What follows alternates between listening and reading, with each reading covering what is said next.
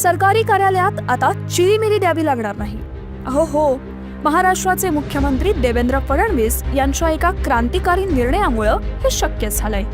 दाखले, प्रमाणपत्र, घरपट्टी, पोलीस FIR अशा सर्व प्रकारच्या कामांसाठी सरकारी कार्यालयाचे हेलपाटे घाला.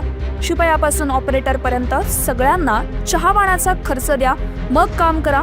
ही सिस्टीमच आता बंद होणार आहे. सरकारी कामांची सर्व सिस्टीम तुमच्या मोबाईलमध्ये येणार आहे, तेही व्हॉट्सॲपमध्ये.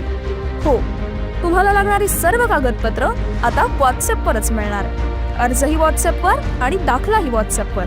आपला प्रयत्न असा आहे की सरकारच्या 100% सेवा या ऑनलाईन मिळाल्या पाहिजे.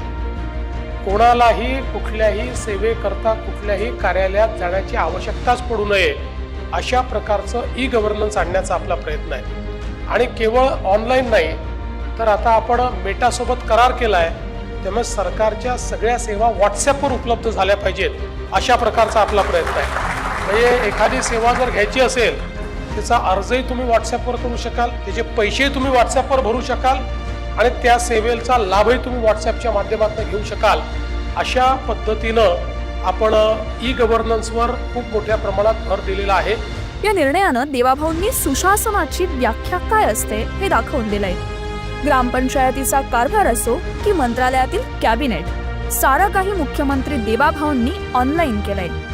पूर्वी जिथे सामान्यांना फक्त एका कामासाठी 100 वेळा सरकारी कार्यालयांच्या पायऱ्या चढाव्या लागत होत्या, तिथे आता घरबसल्या सहज आपली कामं होणार आहेत. भ्रष्टाचाराला आळा बसेल आणि सामान्यांची अडलेली कामं वेगानं निकाली निघतील.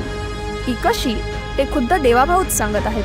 पाहूयात. या ई-गव्हर्नन्सच्या माध्यमातून एक उदाहरण सांगतो की समजा आता आपला बिल्डिंग प्लॅन आहे, तर बिल्डिंग प्लॅन हा ऑनलाईन सादर केल्यानंतर तो बिल्डिंग प्लॅन मंजूर होऊन तुम्हाला ज्यावेळेस मिळेल त्यावेळी आपल्याला आपला असा प्रयत्न आहे की त्याच्यासोबत तुम्हाला एक शीट मिळेल, फॅक्ट शीट.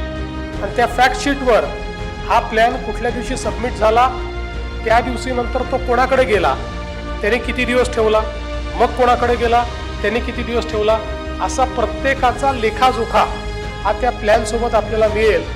जेणेकरून कोणामुळे उशीर होतोय, झारीतला शुक्राचार्य कोण आहे, कोण अडवतोय, या सगळ्या गोष्टी या माध्यमातून बाहेर येतील. आणि मग या भीतीने की नंतर आपलं नाव हे ब्लॅक अँड व्हाईटमध्ये येते, मला असं वाटतं की थोडं वेगानं काम करण्याची लोकांमध्ये देखील एक पद्धती तयार होईल. व्यवस्था अशी जिथे भ्रष्टाचार आणि दिरंगाईला नो एंट्री.